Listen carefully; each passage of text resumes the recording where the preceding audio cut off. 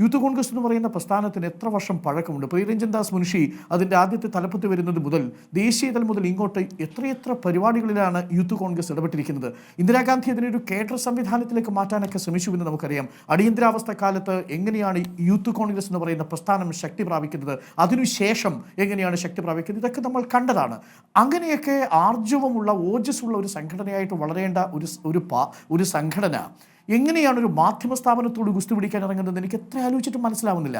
അവിടെയാണ് ഞാൻ എപ്പോഴും പറയാറുള്ളത് പോലെ ജവഹർലാൽ നെഹ്റു മുന്നോട്ട് വെച്ചൊരു ആശയം ഡോൺ സ്പെയർ മീ എന്നുള്ളതാണ്. മാധ്യമങ്ങളോട് ഗുസ്തി പിടിക്കാനല്ല അദ്ദേഹം പോയത്, എന്നെ ഒഴിവാക്കുന്ന മാധ്യമങ്ങളോട് ഗുസ്തി പിടിക്കാനാണ് അദ്ദേഹം പോയത്. അദ്ദേഹം പറഞ്ഞു എന്നെ ഒഴിവാക്കരുത്, എന്നെ വിമർശിക്കണം. കാരണം ഈ അധികാര സ്ഥാനത്തേക്കൊക്കെ വരുന്ന സമയത്ത് ഞാനാണ് മേലധികാരി എന്നൊരു തോന്നലുണ്ടാവുമ്പോൾ മാധ്യമങ്ങൾ ഇടപെട്ട് വിമർശിക്കണം എന്ന് പറഞ്ഞ ആളാണ്. അതുകൊണ്ട് തന്നെ അദ്ദേഹം മറ്റൊരു പേരിൽ തന്നെ അദ്ദേഹം ലേഖനങ്ങൾ എഴുതുമായിരുന്നു എന്നാണ് ചരിത്രത്തിൽ വായിച്ചിട്ടുള്ളത്.